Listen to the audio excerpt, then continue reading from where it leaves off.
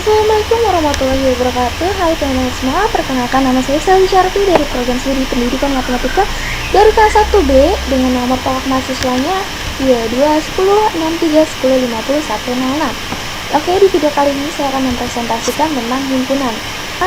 Adalah kumpulan objek-objek yang berbeda, kumpulan elemen atau unsur atau anggota yang berbeda yang terdefinisi dengan jelas. Nah, di dalam himpunan ini ada yang penyajian himpunan terdiri dari enumerasi, simbol-simbol baku, notasi pembentuk himpunan, dan diagram Venn.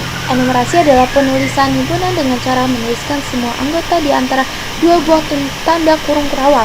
Kalau simbol-simbol baku ada N, P, C, Z, R, dan Q. N buat himpunan bilangan asli, P buat himpunan bilangan bulat positif, C untuk himpunan bilangan kompleks, Z untuk himpunan bilangan bulat, R untuk himpunan bilangan real, dan Q untuk himpunan bilangan rasional. Dan notasi pembentuk himpunan, penulisannya dinyatakan dengan menulis syarat yang harus dipenuhi oleh anggotanya. Kalau diagram Venn, penulisannya dalam bentuk visual, suatu cara untuk mengilustrasikan hubungan antar himpunan secara grafis. Nah, di himpunan dualitas, karena itu sebuah himpunan dikatakan berhingga jika dapat n elemen berbeda dengan n merupakan bilangan asli. Sebaliknya, himpunan tersebut dinamakan tak berhingga. Misalkan A merupakan himpunan berhingga, maka jumlah elemen yang berbeda di dalam disebut kardinal dari himpunan A. Nah, kita akan mempelajari tentang himpunan kosong atau empty set. Empty set juga himpunan yang tidak memiliki satupun elemen atau himpunan dengan kardinal sama dengan 0. Sebagai contoh himpunan kosong, misalkan B adalah himpunan bilangan ganjil yang habis dibagi 2.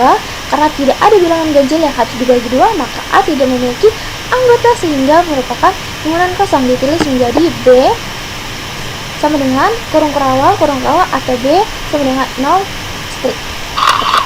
Kita akan masuk ke bagian atau subset. Himpunan bagian atau subset ada dua syarat, yaitu jika A dan B adalah himpunan dari setiap elemen dari A juga merupakan elemen dari B, maka A adalah subset atau himpunan bagian dari B.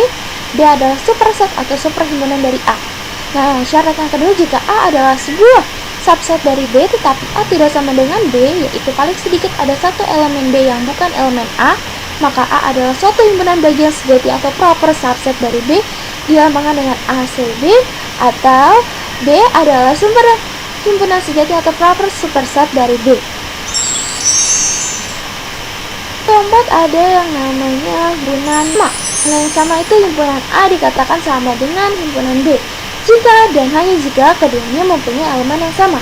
Dengan kata lain, A sama dengan B jika A adalah himpunan dari B dan B adalah himpunan dari A. Jika tidak demikian, maka A tidak sama dengan B. Nah, ada namanya himpunan yang ekuivalen. Himpunan ekuivalen adalah himpunan A dikatakan ekuivalen dengan himpunan B jika dan hanya jika kardinal dari kedua himpunan tersebut sama. Nah, himpunan saling lepas atau disjoint, yaitu dua himpunan A dan B dikatakan saling lepas jika keduanya tidak memiliki elemen yang sama. Ada yang namanya himpunan kuasa atau power set. Dari himpunan A adalah suatu himpunan bagian dari A, termasuk himpunan kosong dan himpunan A itu sendiri. Nah, kita masuk ke operasi terhadap himpunan nih teman-teman.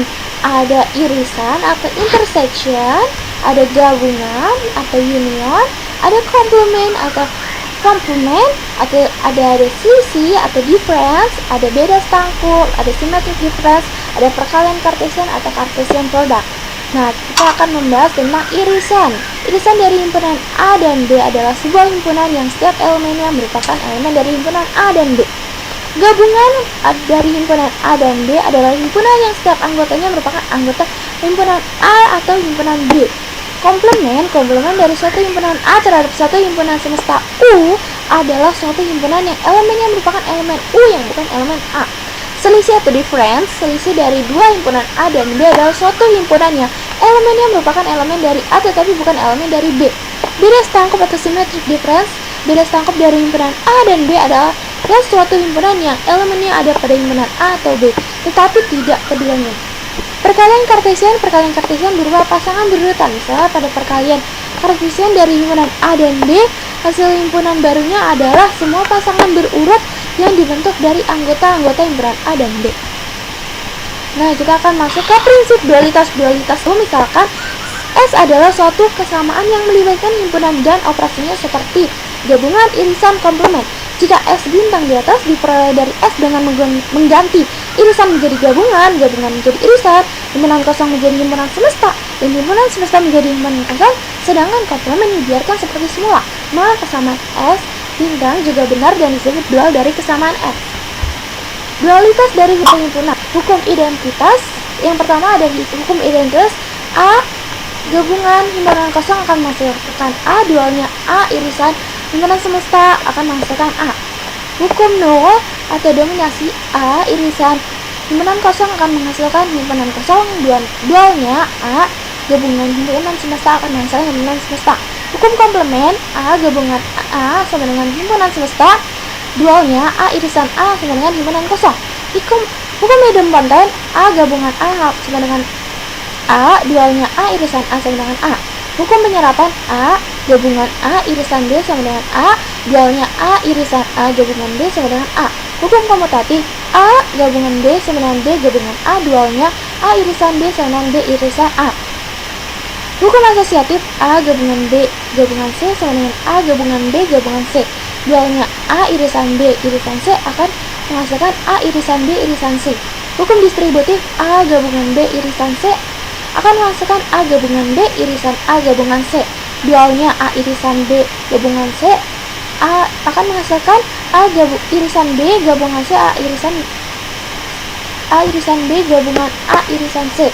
Hukum De Morgan B gabungan A akan menghasilkan A irisan B, dualnya B irisan A sama dengan A gabungan B. Hukum 0 ada 1 yaitu himpunan kosong sama dengan hukum himpunan semesta, dualnya himpunan semesta akan sama dengan himpunan kosong. Nah, kita akan masuk himpunan. Ayo nih, yang pertama ada pembuktian dengan menggunakan diagram Venn. Tetapi diagram Venn hanya dapat digunakan jika himpunan yang digambarkan tidak banyak jumlahnya. Nah, metode ini juga mengilustrasikan ketimbang membuktikan fakta. Diagram Venn tidak dianggap sebagai metode yang valid untuk pembuktian secara formal. Nah, yang kedua ada menggunakan A untuk menyatakan bahwa suatu elemen adalah anggota himpunan dan 0 untuk menyatakan bukan himpunan. Nah, yang ketiga ada menggunakan hukum aljabar himpunan.